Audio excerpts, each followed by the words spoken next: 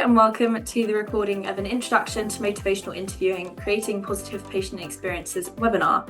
This webinar explores how motivational interviewing can change everyday consultations into more collaborative, effective conversations that improve patient attendance, engagement and adherence.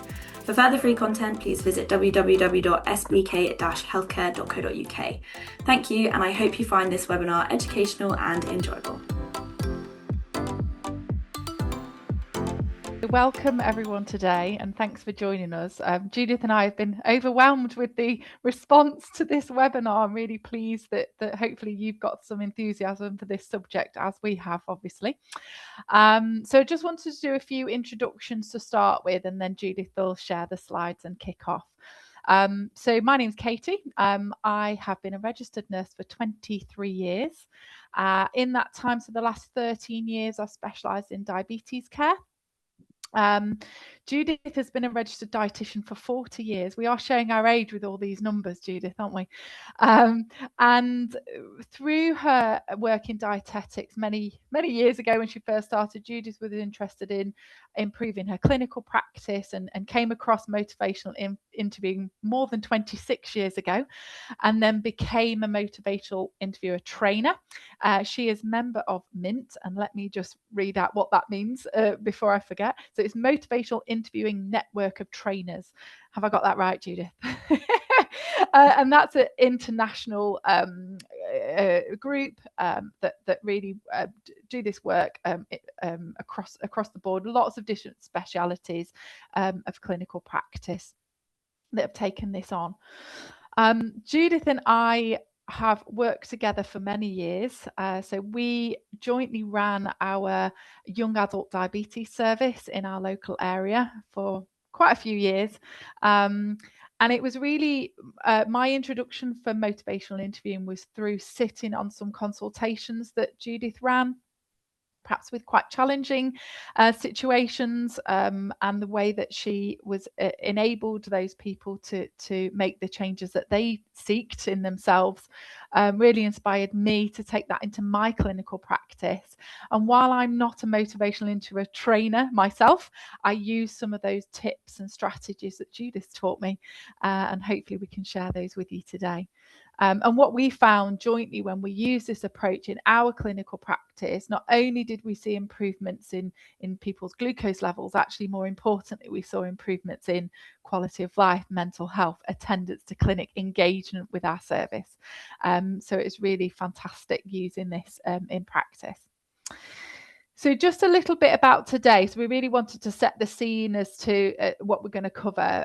We only have sort of an hour or so with you today, and there's no way that Judith could teach you everything about MI in 1 hour, unfortunately. So this is just to give you some top tips, some strategies that you can take into your clinical practice. They are transferable across all, although we will be having a little bit of a focus on diabetes because that's Judith and I's specialist area. It will be transferable skills. So hopefully after today, you'll be able to take some of those tips and use them straight away in your clinical practice and see the benefits of it. But we're also hoping that it's going to whet your appetite for motivational interviewing. And Judith will share at the end some details about how you can perhaps look at registering for some extra training afterwards.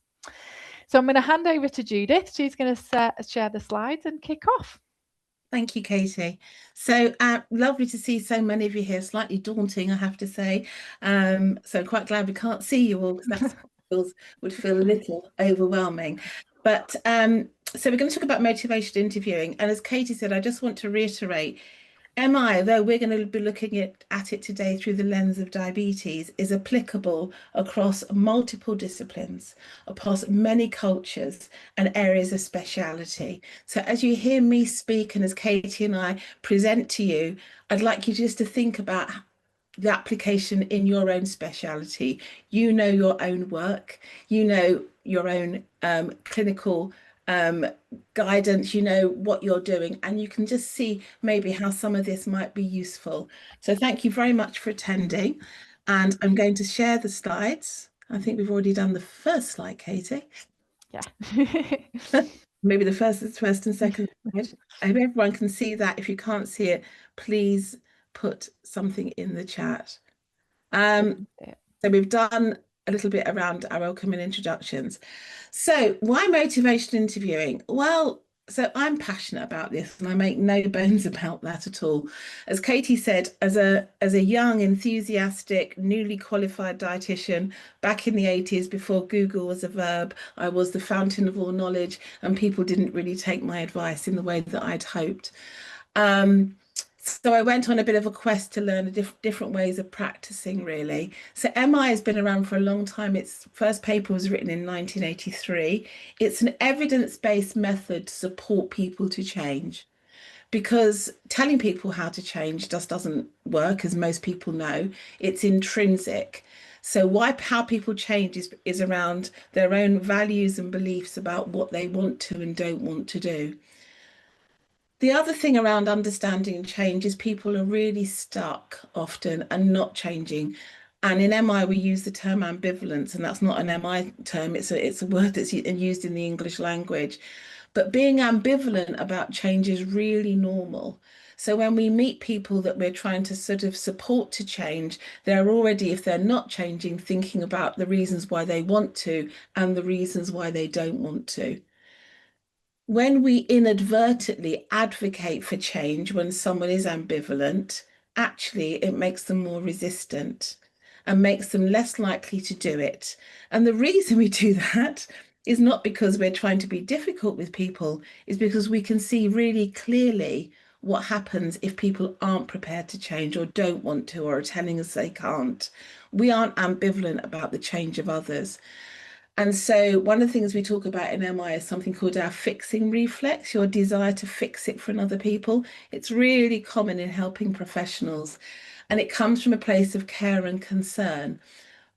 But we have to be careful, because our desire to fix it may sometimes override what the person wants for themselves. And that's where we often get resistance and difficulty flaring up in our consultations. It can walk in the door at you. It may be something that that the person's thinking about before they even came in, or it sometimes is something that can actually make its presence known in the consultation. So being aware of our desire to fix is a really important part of thinking about how we work with people. So change is really complex. It's not a question of I want to do it and therefore I'm going to do it. It requires us to really think about the reasons why we want to and the reasons that are stopping us. And actually that takes those motivations to do it or not to do it take on different forms of speech. So what MI does is it actually looks at the speech around change. And we have change talk, which is when people talk about wanting to change. I know I want to, I should, I know I really need to. And we have something called sustain talk.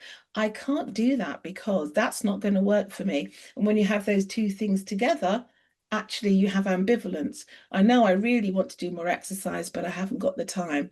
That's ambivalence. And the answer to that is not it's about making time or finding time. It's actually understanding that there's two sides for this for people that are not changing. So the language of change actually predicts change happening. When people are talking about their reasons for change, their desire for change, their desire for things to be different, if you're able to hear that and work with it, that leads to change happening. When people talk about not wanting to change and why they can't do it, that's exactly what happens. So MI works to soften the language against change and strengthen and shine the light and give the oxygen and the air to the change language. And it does it within an atmosphere that's compassionate, a safe space, and really to allow people to consider their own reasons for change and consider how they might move towards it. So understanding change is quite complex. People know that they need to, and there's things that's stopping them. And setting up a curious, compassionate conversation with someone to understand that with someone actually helps the person to consider it. When we come across as saying, you need to do this, if you don't do this, this will happen. I'm really worried about this. I need you to do this. That type of language we use with people actually often moves people away from change. So in many respects, and Steve Rolnick, one of the founders of MI, talked to this a while back, and I often use this in training. When we're talking about someone else's change, we're stealing all the best lines. What we need is to actually facilitate a conversation for the person to talk about their own change and own it. If you have any questions on this, please do put them in the Q&A. Now, there's some core components of motivation interviewing. There's something called the spirit of the method. There's some skills, and there's some tasks. The spirit of the method is our underlying heart and mindset. In my experience of being an MI trainer for over 25 years, most people that work in healthcare, health and social care, in a therapeutic way, do so because they want to be helpful. And we carry all the components of being a helpful helper with us. And we have an acronym in MI called CAPE, which talks about the qualities of the person who is delivering the session with someone. And in that CAPE, it's around compassion, how we show compassion to others. It's around acceptance, how we demonstrate we're accepting of people. It's around partnership, how we work with and for, not to and at people, and how we work to empower people. And empowerment isn't a course we send people on. Empowerment is helping people to find their own strength and ability to consider changing. So we bring our spirit, you bring your spirit all the time. And I often talk about putting your cape on, being your own superhero, and thinking about your quality of your intervention. What you do actually matters. We then have some tasks, and we'll come on to those in a second. But what takes us through the tasks are some skills. And the skills we use in MI, again, are not unique to motivation interviewing, but we have another acronym, we do like acronyms in MI, of OARS. And OARS is about asking open questions, about using something called affirmation, about being a skilled reflective listener, which is the R part, and about summarizing. There's also a part around, it's a plus I, which is around giving information and advice. So in order for it to be MI, you need the spirit, you need the skills, you need to be looking at the tasks, which I'll show you a slide of in a minute. And in doing so, you're trying to increase someone's talk around change and reduce their talk around not changing. So the tasks are really important. And they are described as being linear and recursive, a little bit like Ginger Rogers and Fred Astaire. You can go up and dance up and down the steps. But at the bottom task is engaging, the relational foundation. This is person-centered work. This is listening and understanding and working with someone. If you haven't got engagement with someone, you can't work with them. And I'm sure I'm preaching to a very large choir when I say that, because most people know that to be important and true. So the relational part is absolutely fundamental. Once we've engaged with someone, you have to find your area of focus. What are you agreeing to talk about? How do you help the person and yourself find the focus of change for that session? And then the transition to MI is evoking. Selectively eliciting, responding, strengthening and summarizing this talk of change, really giving this change talk as much oxygen as you can, really asking and actually pulling from the person what they think about this, making this change. And finally planning the bridge to change, negotiating how the person's going to do it and how the commitment that they have to that. Now, one would think this goes on in all consultations all the time, and it sort of does, only it comes through a different lens. Most health and social care professionals are really good at engaging with people, but the focus tends to be the healthcare professionals. Evoking is limited potentially, but planning is really focused on. And it's often the healthcare professionals plan for that person.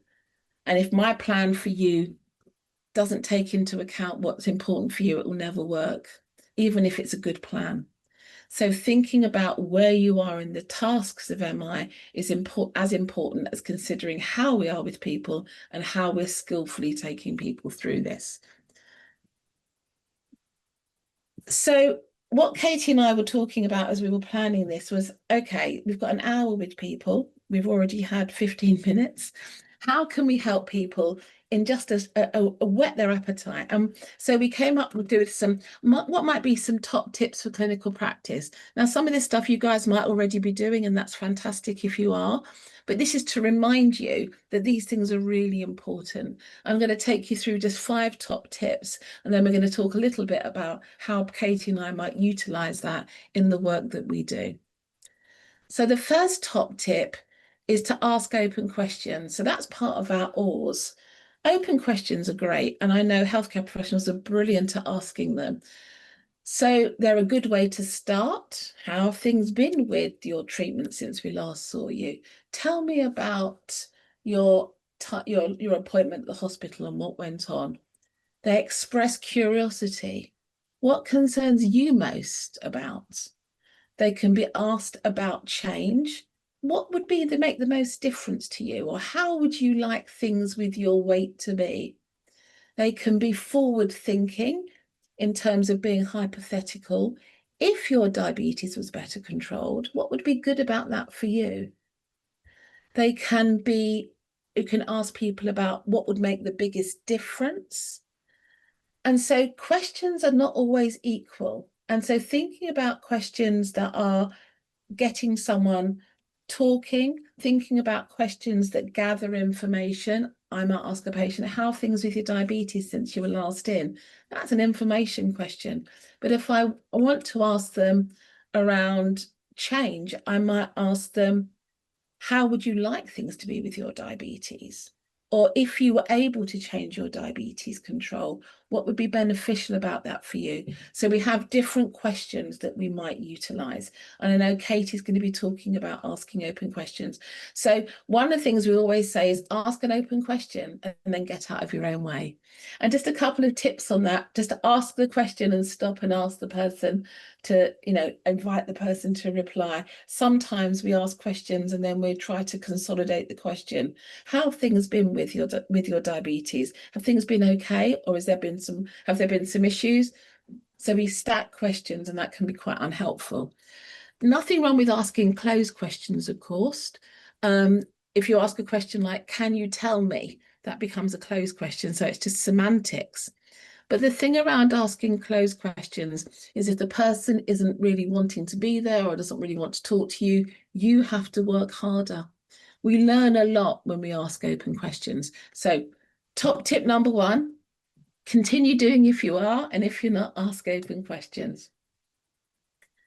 Top tip number 2, listening. I like to think, and we all probably think we are really good listeners, and I expect lots of people on this webinar really listen very well. Listening is absolutely key, and demonstrating empathy is fundamental.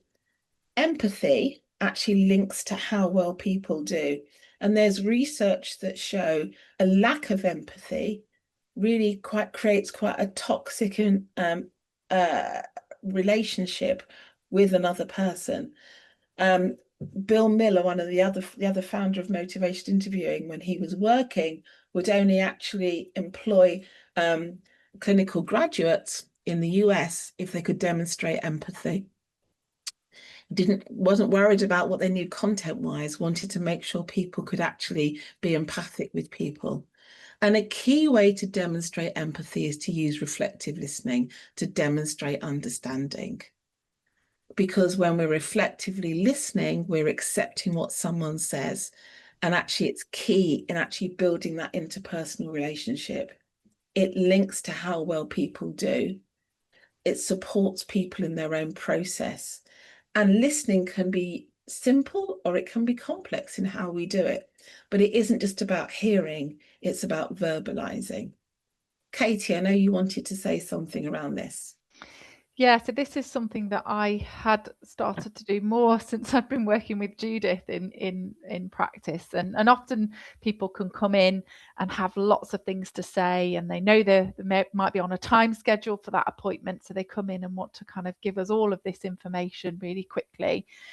And so giving them time to express themselves and say what they want to say, and when they've finished, actually giving a small summary. So I might say something along the lines of, thank you for all of that information. Would it be okay if I just summarize that, just so I know that I've understood what you've said? Okay. And then I'll give them a sort of short summary and just check back with them that that is what they'd meant and what they'd said. So just sort of a way of summarizing and checking the understanding at the end. Yeah. And Katie, what have you noticed when you do that with people?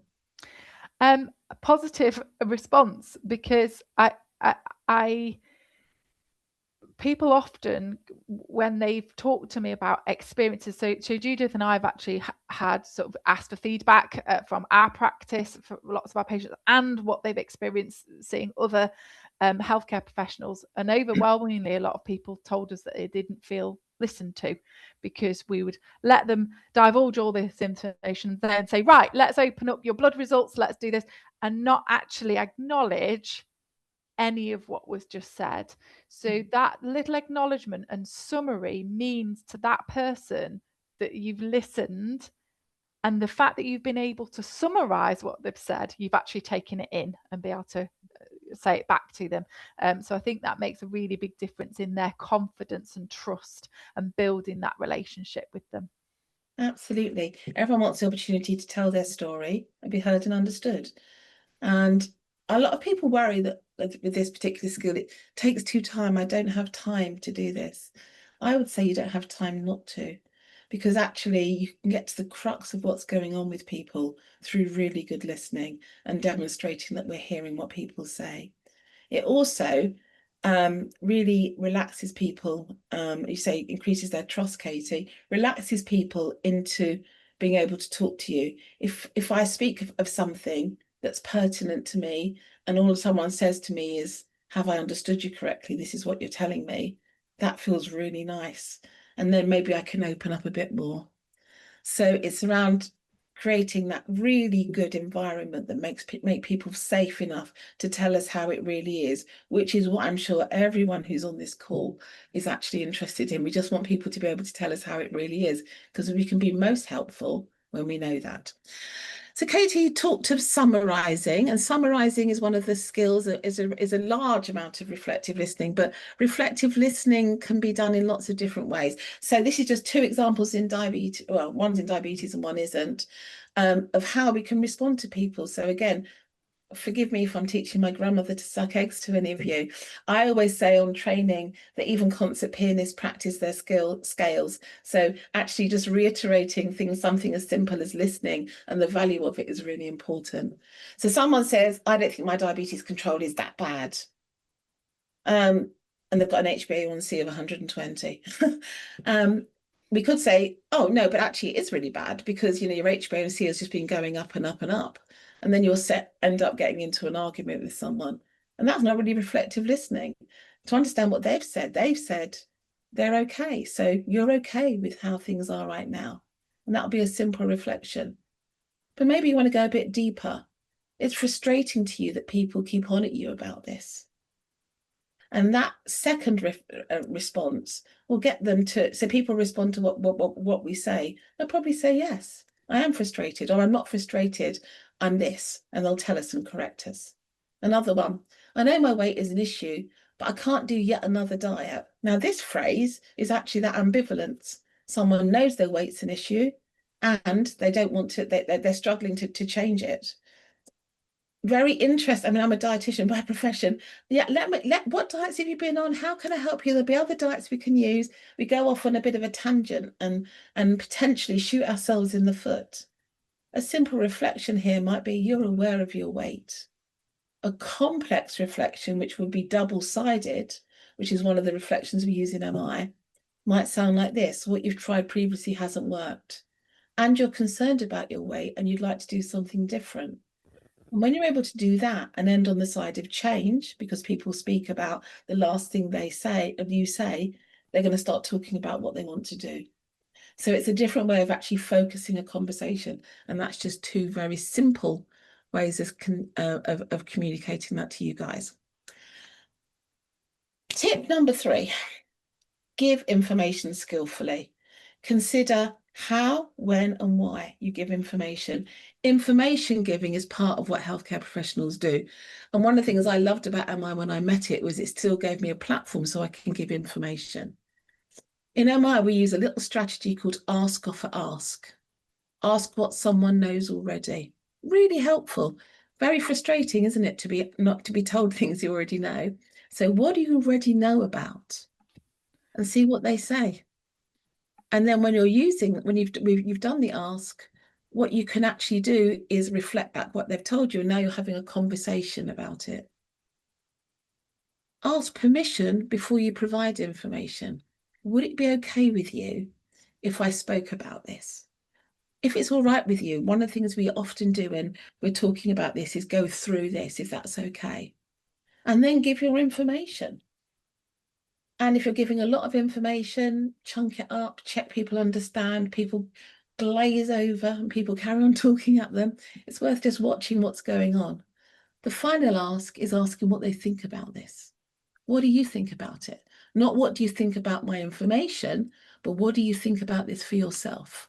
So ask, offer, ask is a really helpful way of actually giving information that actually doesn't dump lots of information on someone, doesn't make someone feel they're lectured at, is collaborative, and actually helps the conversation and the consultation, because you're just offering some information.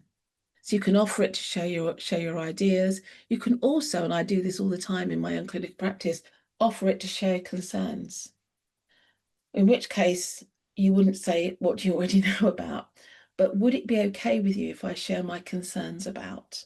And I found this to be a really valuable way of raising things that I'm concerned about and start a dialogue off on that. Excuse me. So giving information skillfully is our 4th tip. I think the 3rd tip, 4th tip. The next one is normalizing. A lot of what people do is the same as what everyone do. We all do lots of different things. So normalizing and letting people know that things are really normal is really helpful when we're able to facilitate a conversation where it's comfortable to allow a range of answers. And I love this. And I've used this a lot of the time. When people drink, some have 1 or 2, some have 10 or 12. What's your drinking like? Or saying to people, a lot of people struggle to take their medication as prescribed. When you think someone might not be medication concordant, how do you manage? The fact you say a lot of people, or I see a lot of people, or a lot of people tell me, it makes people okay to fess up. So normalizing can be a really helpful way of actually addressing a particular thing that you might be concerned about, but you don't want to call someone out on it. Normalizing can be really useful. And you'll know in your own areas what people tend to do. So normalize the things that you see all the time. And this is the final tip we're going to share with you before we go into some more detail: supporting someone's autonomy. The right for the person to make a decision if they have capacity about their own lives, even if we don't agree with it. This is itchy stuff, but people have rights to do that. And in MI, we're explicit about this. It conveys and offers choice. It really is up to you if you choose to do something about this or not. You're the one in the driving seat here. I'm not here to make you do anything you don't want to do. That's something I use in our young adult clinic all the time. And then when you're doing it, you then you can't tell people they really are the one to make decisions. But you can use hypothetical questions attached to these statements. So what would have to happen for you to decide to want to do something about managing your diabetes differently? And that gives you an example about how you can start structuring conversations. So supporting someone's autonomy is really key. It conveys respect. We take a step back, they take a step forward. And to be honest, we can't make people do something. when they have capacity to make decisions for in their own lives. But creating an opportunity to have a conversation is really important. So something I might do if I'm wanting to talk, say I'm talking to somebody about smoking, I might say to them, I'm not here to make you do anything about your smoking. Whether if you don't choose to do that, that really is up to you.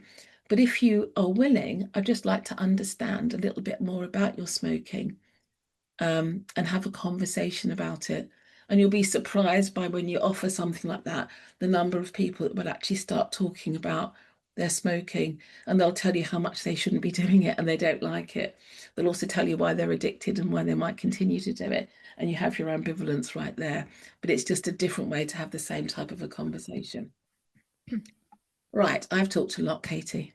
I'm going to hand over to you, have a drink because I've got a bit of a sore throat, and allow you to tell a little bit about your clinical experience, and then I'll do a quick bit of a case study, and then we're going to do something else. Yeah, fantastic. Thank you so much, Judith. I always learn from you every time I've heard you talk. I take extra bits away, so thank you for that. So I'm just going to talk about one of those. So Judith talked in one of her slides about an area of focus. So I've picked one area of focus that is quite commonplace within our diabetes consultations. I am going to give a little bit of context and background because I'm aware there's lots of you that don't work in diabetes. So particularly with people with type 1 diabetes, but can also be true for other types of diabetes, people may need to take insulin with each time they eat carbohydrates. So they might be having insulin multiple times a day each time they eat.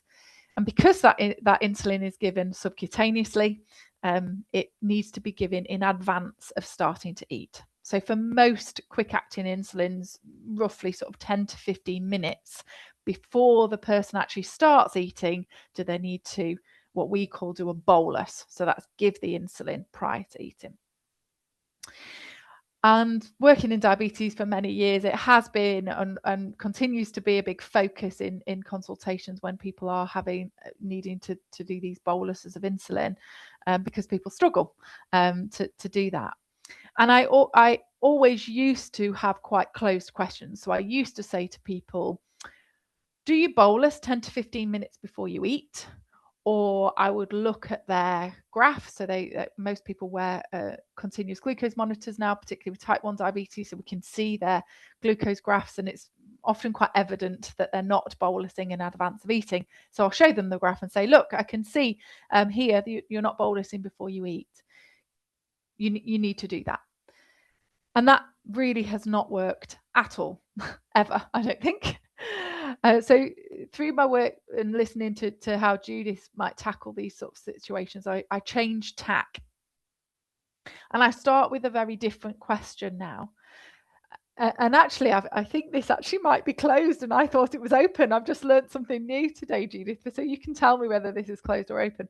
But what I actually start with when I'm talking about this area of focus in a consultation is, can you maybe tell me when you bolus in relation to when you start eating? So it's probably closed, but slightly more open than do you bolus 15 minutes before, which feels quite negative actually. Well, now I say that, I used to say that, I'm quite embarrassed. So this sort of tell me is a really good starting point to any conversation. So I'll say, sort of tell me then, when do you bolus in relation to when you start eating? What I found with that is I'm not giving them the answer. So I'm not saying, do you bolus 10 to 15 minutes before? Because actually for the vast majority of people, they want to tell us what we want to hear. So they'll just say, oh, yes, I do. So I'll say, tell me when. And then the follow-up question, and this has been the real key changing point for me, is the normalizing approach that Judith just mentioned. So then I might follow it with, a lot of people with diabetes tell me that this is a really challenging thing to do. How do you feel about it? That has been the big nugget of success. That one question opens it up. The majority of people will say, actually, yeah, I find it really hard, and I can't do it all of the time. I might do it sometimes, but not others. So it's really opened that conversation up. And then at this point, this is where I will ask if I can share some information. So I might summarize, oh, okay, so you told me that you sometimes find that challenging.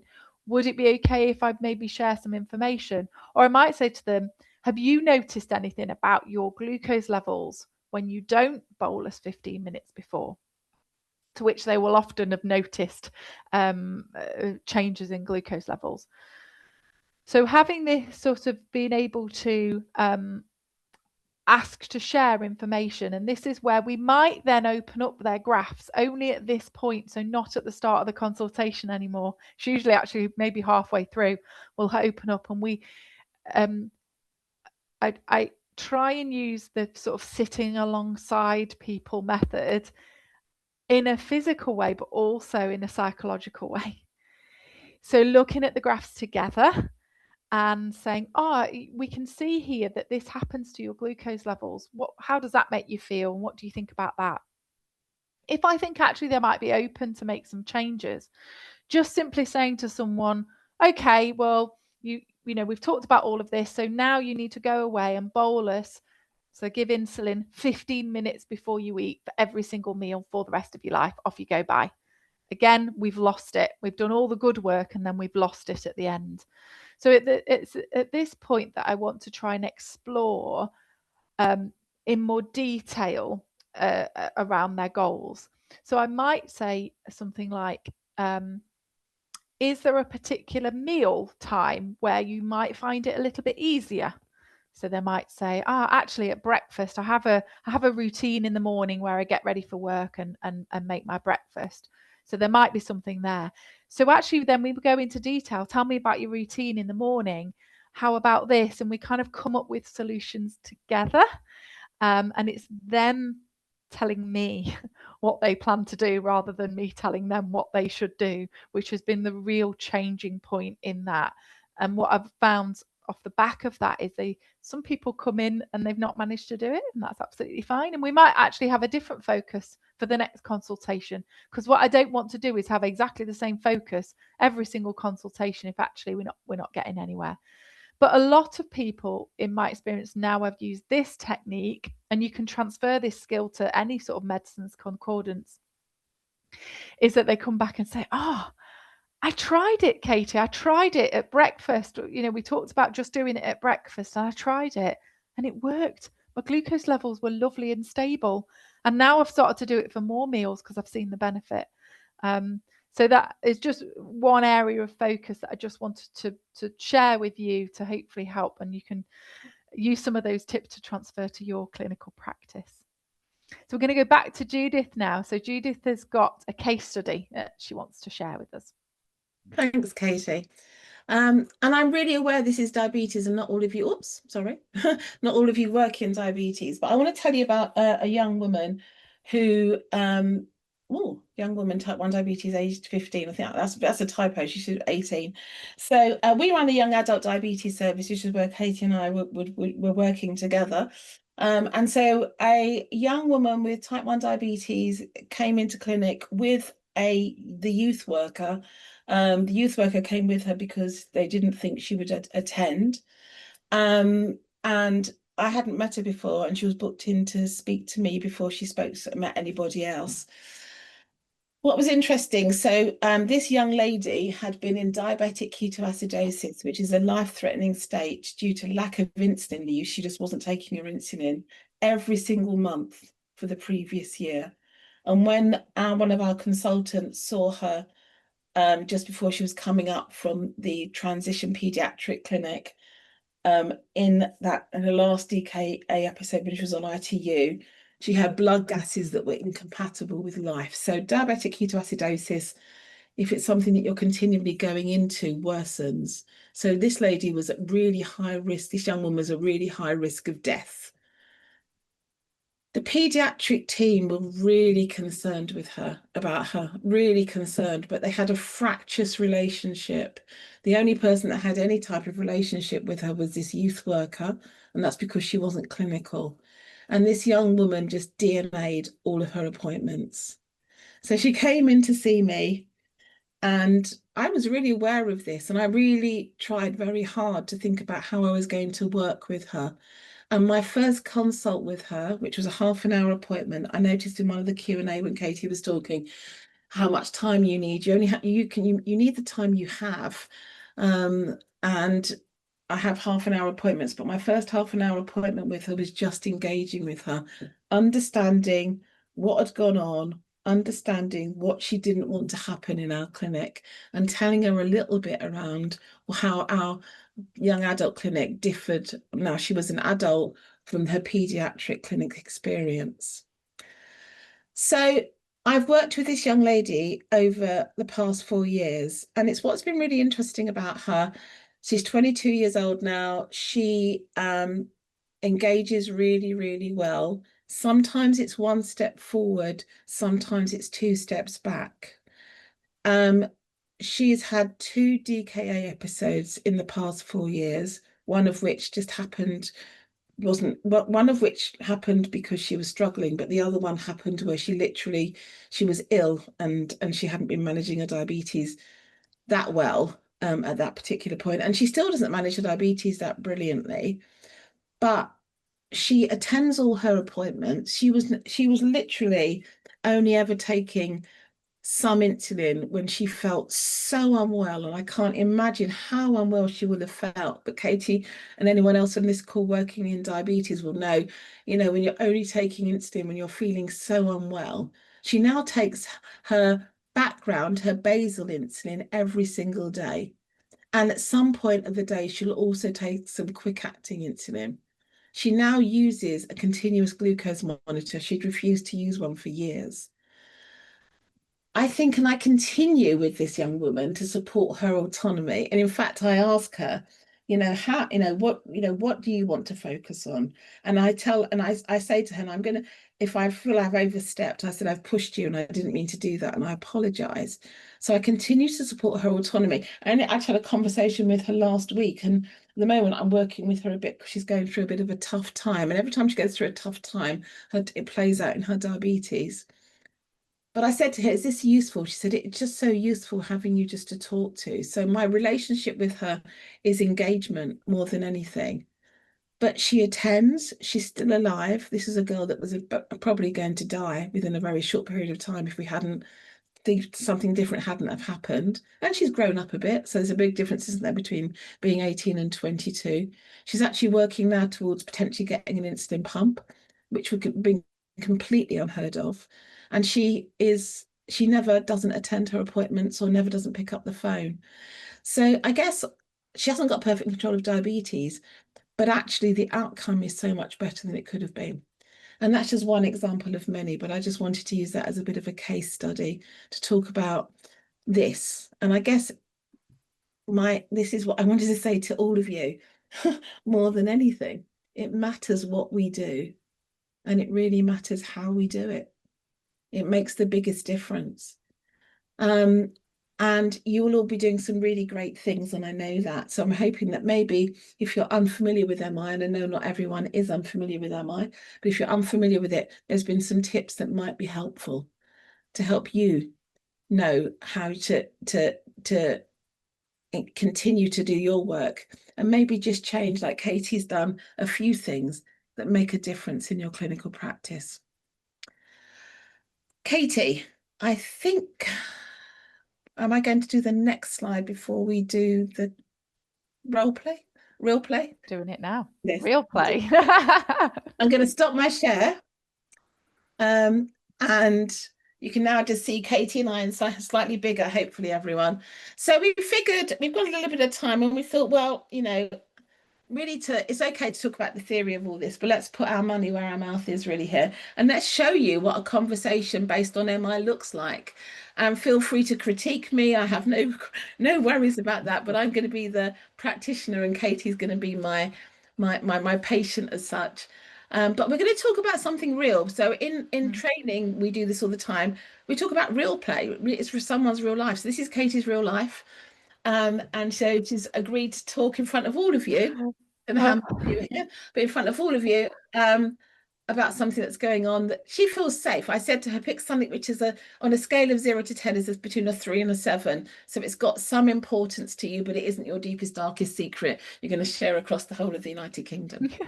So we're going to just go for, I think, maximum of 10 minutes because we want some time for questions and to open it up for you guys.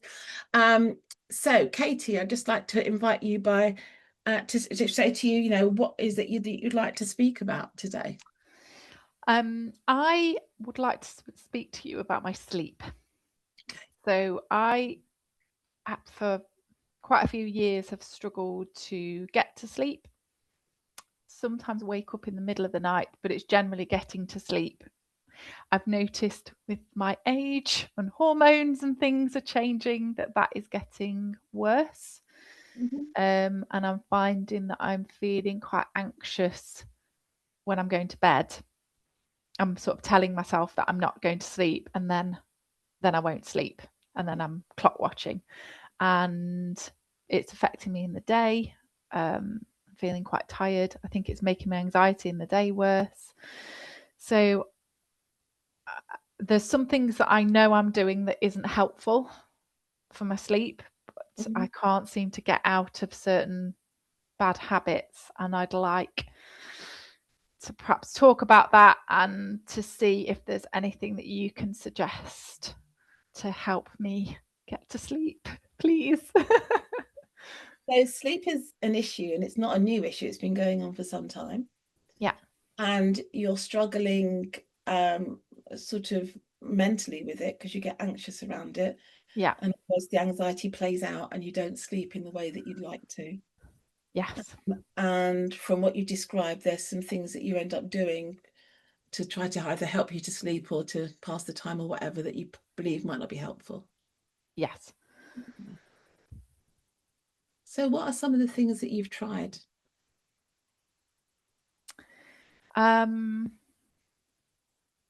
So various different things. I've tried changing the time that I go to bed.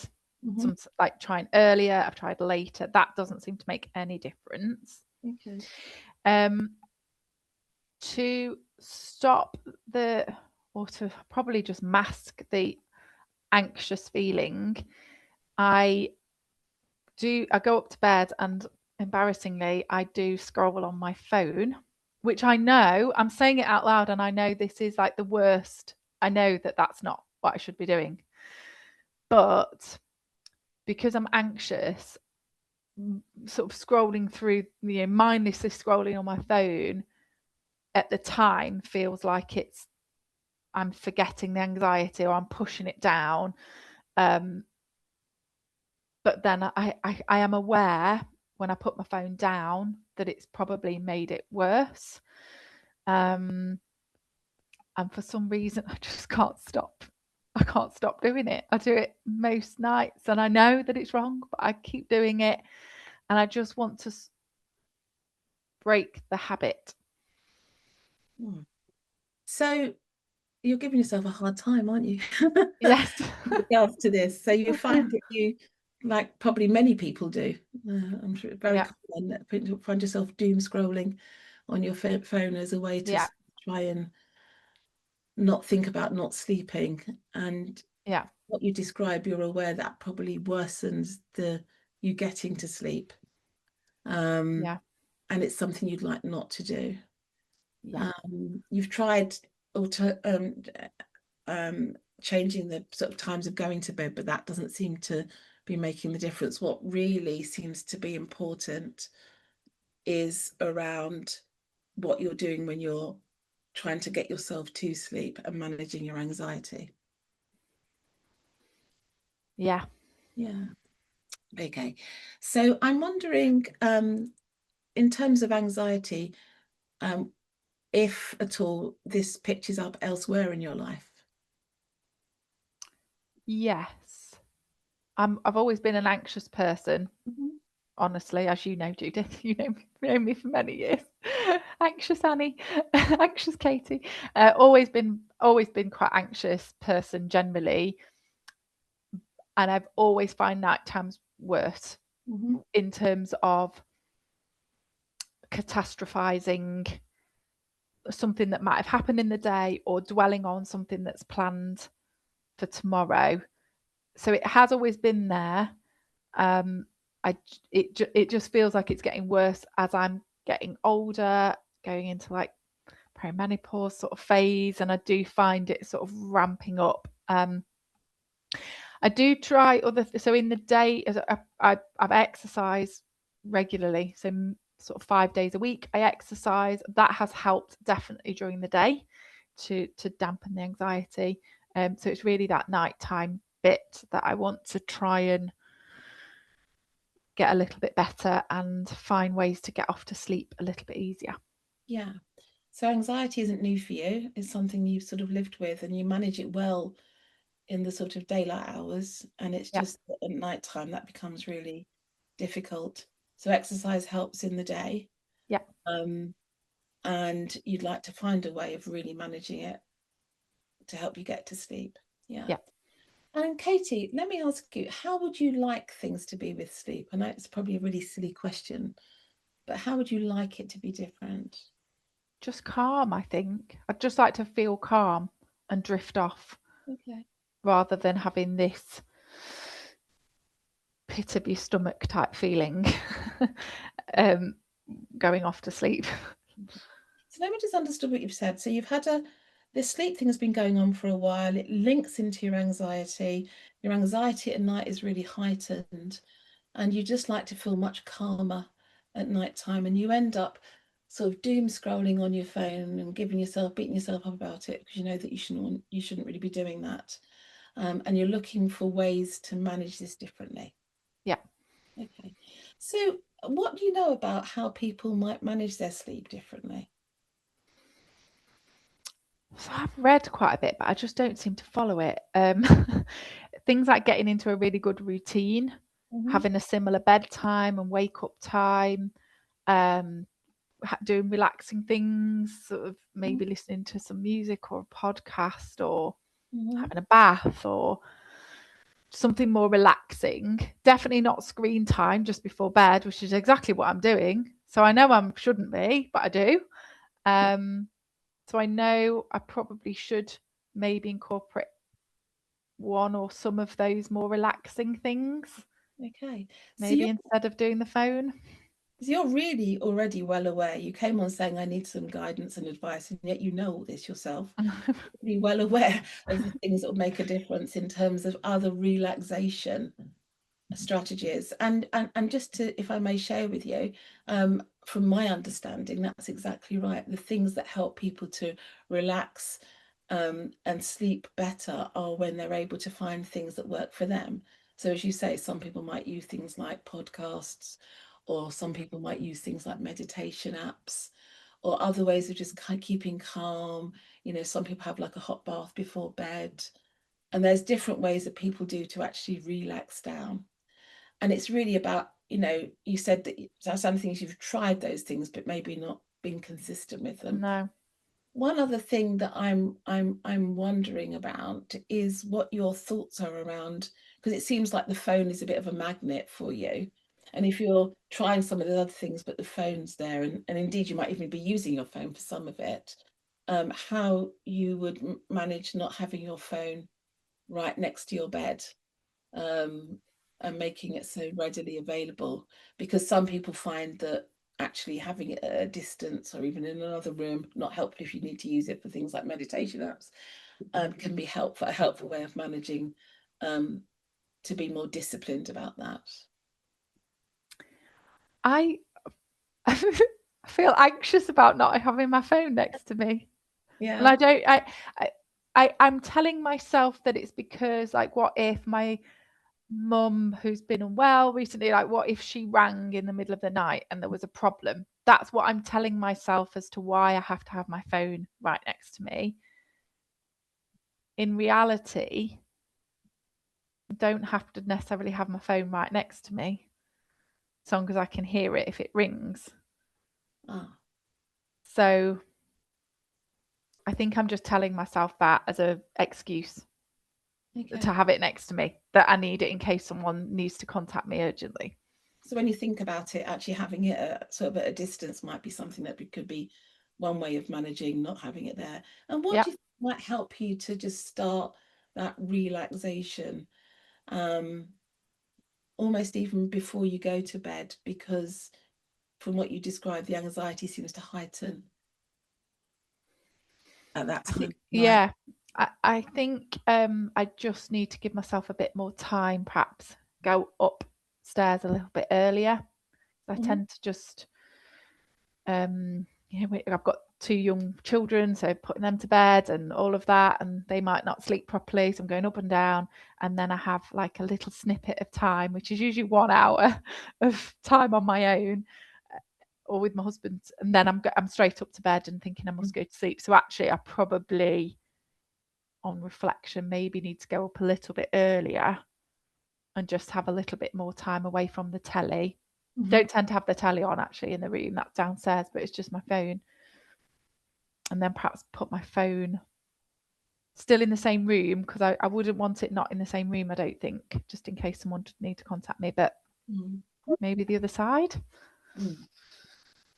So when you start to think about it, creating a better routine before you even go to bed, giving yourself more time in that process will help. Not having the phone literally next to your bed will help. And I'm wondering if anything else might help. I could just delete my social media apps. I don't need them. Or mute them. Sort of, I do that with my children's phone. They have set times where they can't access certain apps on their phone. So I could do that on my own phone. Follow my own advice, maybe. Some of the advice you give, you're giving to them in order that they're not sort of distracted by it, might work for yourself. You know, Katie, we're going to come to the end of this now, and we could carry on talking about this for some time, but we said we would limit it. Whether or not you choose to do anything about this is really up to you. You know, you've certainly got the ability to you know, you've already come up with all the answers yourself, really, about what you might need to do. And what you're describing is the importance of actually getting into a better routine, so that, because sleep is really important to you, as it is to lots of people, and actually the knock-on effect of that for the following days. And I just want to ask you this, just say you be able to put some of those things into place, not having your phone, having a better routine, maybe finding something to be, you know, that will keep you calm and able to do in bed. What would that be like for you, having done that and having maybe getting better sleep, better quality sleep? Lovely. It would feel, especially the next day. I'm hopeful I would feel less tired. And I think my lack of sleep does have it's this vicious cycle with the anxiety, because the lack of sleep increases my anxiety the next day, but then I'm more anxious. So actually, I think being able to get into that routine in the evening, get to sleep better, is going to have a knock-on effect then with that vicious circle with anxiety, and hopefully improve that generally as well. You can really quite clearly see the link between the not sleeping and the anxiety. So actually improving the sleep hopefully improves that too. Yeah. Well, thank you, and let us know how. I'll give it a go. Thank you. From tonight. Katie, what's really interesting, I've been having a little look at some of the comments people have been making. There's a lot of the fixing all the things people want you to do in the chat. You might find I'll have a look. Thank you, everybody. And honestly, that is like it, me and Judith, this is true. This is absolutely, Judith asked me to pick something that I wanted to change, and that was actually what I want to change. So quite nerve-wracking sharing all of that with hundreds of people. And I'm sure everyone's sitting there thinking, oh yeah, I'm the same. So thanks for all your tips, everybody. I will have a look through the chat afterwards. Okay. So I'm just going to share my screen for one last slide, and then we're going to come on to any of your questions. I hope that was useful. Not my best work, not my worst. It just is what it is. So it was off the hoof. We'd not practiced that at all. So learning motivation interviewing. So as we said, we can't teach it to you in an hour. We can only whet your appetite and give you some guidance around it. But it's very teachable and it's very learnable. And I love that about motivation interviewing. It normally begins in a workshop, which is usually 1 or 2 days, in person or online. Lots of different ways of doing this now since COVID-19, and we're all doing online things like these webinars. And then that's how you learn it. But advancing your training once you're learning is also something which is really important. There's lots of questions, isn't there, Erin? Yeah, so Yeah, Erin was I'll just open it going up through a those. little bit more. Okay, so I've got one from Gillian and also Emily, who has just kind of tagged onto the back of it.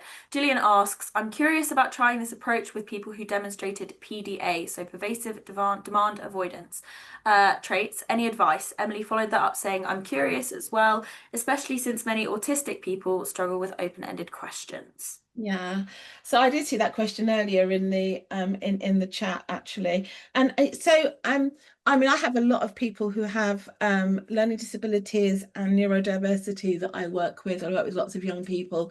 Obviously, if someone, I mean, making open questions simple can be really helpful. But if some, and again, I was remember speaking to a friend of mine who's a psychiatrist, and he said, like, for example, don't ask open questions to someone going through a psychotic experience, you know, if they're having some psychosis, because it will actually make things worse. So I would always say, don't use anything that doesn't feel appropriate to use. Feel out yourself what it would, but actually, the what I find about MI, particularly with people who have autism, is it's a really helpful way of coming alongside. And one of the things that I spend a lot of time doing when I work with people with a learning disability, if they're verbal, is really working how best can we work together, and getting input from them, to making it a really partnership thing, and then keeping things really simple. So try not to be too clever. So not to have really complex reflections necessarily with someone who might struggle with some learning disability. So I hope that's helpful. We could have lots of conversations about this, but I know there's other questions, isn't there? Absolutely. Okay, next one is from Sarah. She says, if I ask permission to give information and someone says no, what do I then do as a duty to give information? She also used an example on the risks of smoking in pregnancy, for example. Okay, so that's always an interesting one, Sarah, isn't it? You know, talking to somebody who's pregnant, for example, about smoking. And that's where, so if you ask the question, if you ask permission, would it be okay with you if we talk about the risk of smoking in pregnancy? And the person says no. One of the ways of coming back to that is saying, okay, well, we don't have to talk about it if you don't want to, because we can't, even though we have a duty of care to. But coming back and saying to them, what concerns you the most about having the conversation with me? And I would imagine the person's going to say, because you're going to tell me I've got to stop smoking, in which case you can then say to them, look, I'm not here to make you do anything that you don't want to do. But it'd be really helpful to understand your thoughts about smoking, especially given that you are pregnant. So that's a really good way around that. So what concerns you about having to have the conversation? But it may be if someone's saying, you know, it's actually before then, it might be about having a conversation. Just tell me about your smoking. And then saying, and what have you heard about smoking in pregnancy? Might be a nicer way of actually approaching that. So that might give you some guidance around that. Good. I have one for you, Katie, specifically from Elizabeth. She asked, how long are your appointments? She's curious as these techniques appear to open conversations which you may not be able to terminate if you only have 20 to 30 minutes. And some people may not have the luxury of follow-up appointments, which may be necessary for it to be successful. Yeah. So our consultations are generally 30 minutes. I appreciate in primary care they're often 10 minutes and you might not get a follow-up. So I know that time can be a big issue, and that's actually a lot of when Judith and I talk to people about this technique, that's the most common, I would say, I don't know if Judith agrees, the most common thing that people say, I just don't have time. And I do totally appreciate that. I think that when I've started to use this within my 30-minute slots, I found that actually it doesn't take me longer because I have more of a focus.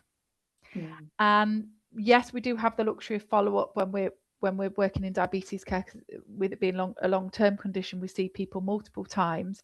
I might just have one small focus area for that consultation.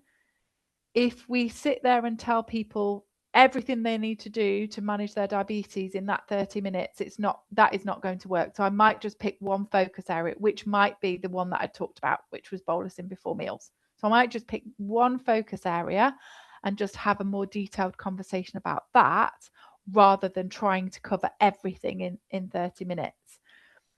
And Judith mentioned this before, and I'm going to sort of say it again. Now I'm using this technique, I couldn't go back to what I was doing before. I feel like I've got to have the time to do it, because what I was doing before just was not working.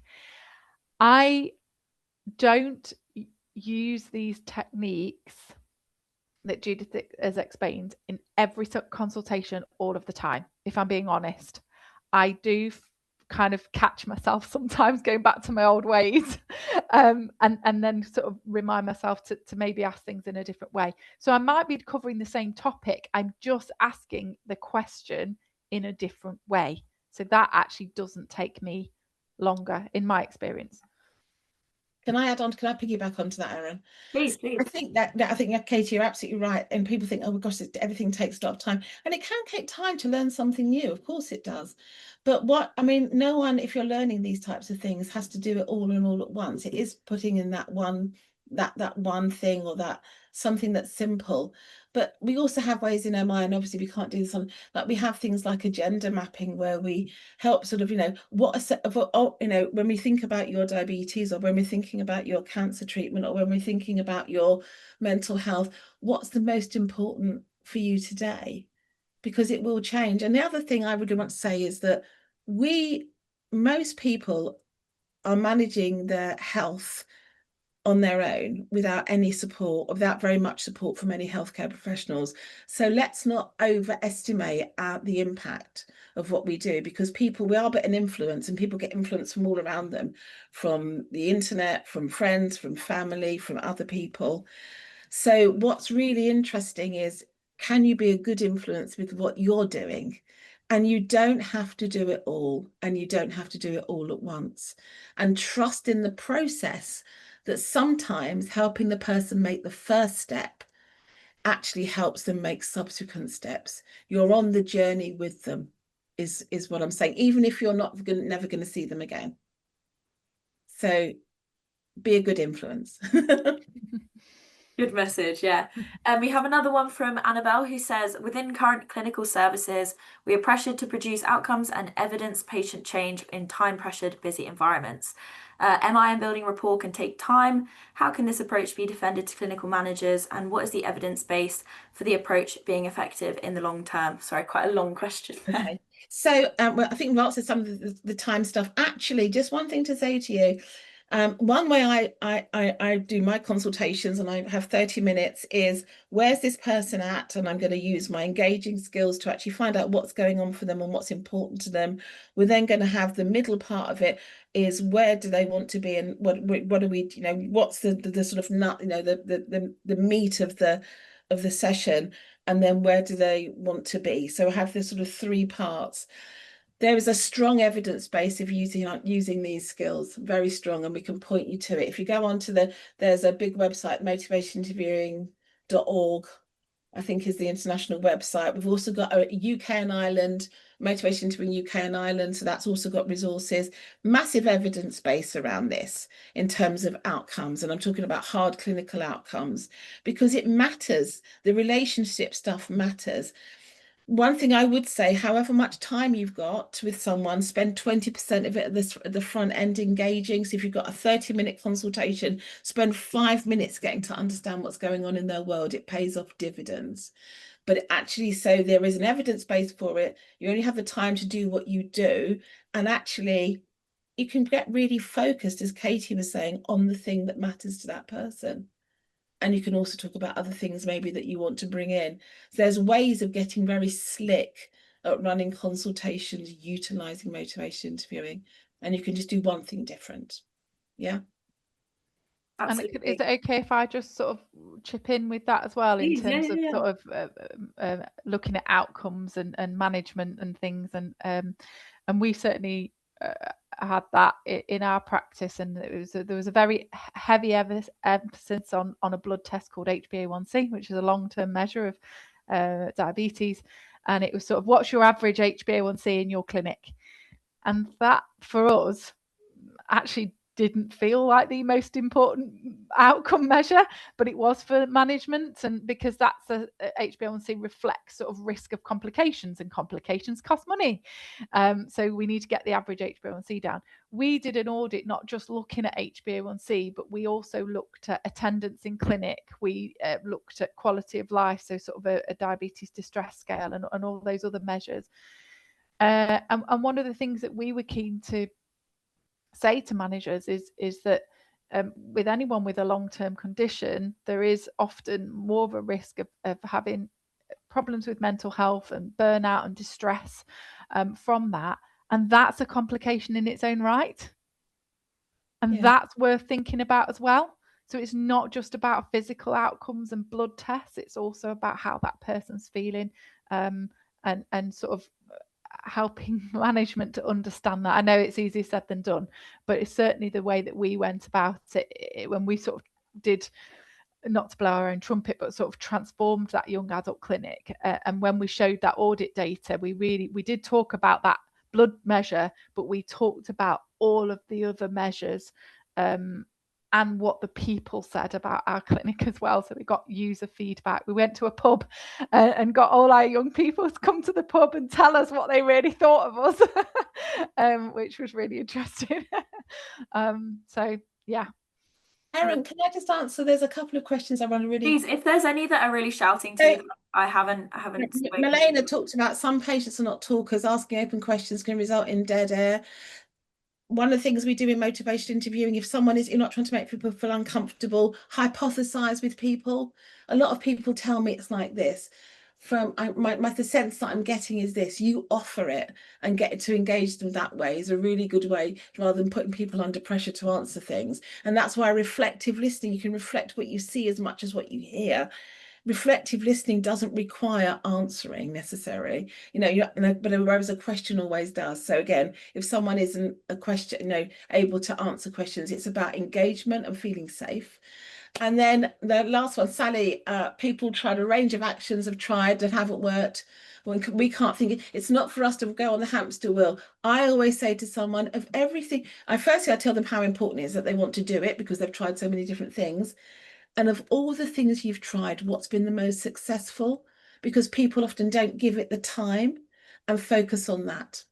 So that was just a couple of things I just picked up. I just thought were more generic. There's lots of questions in here that are not necessarily. Someone asked about the key changes since the 3rd edition of the MI4. MI4 is now is the latest edition of the textbook. MI3 is a bit more clinical. MI4 is more for the lay people. It's about change, not just about behaviour change. Very quickly speaking, and we've come to 1:15. Perfect. I was going to say, we're all happy with the questions front. That would be amazing, and I can close off the day. So thank you so much, both Judith and Katie, for such an interesting and insightful webinar. I hope that everyone here found it very useful.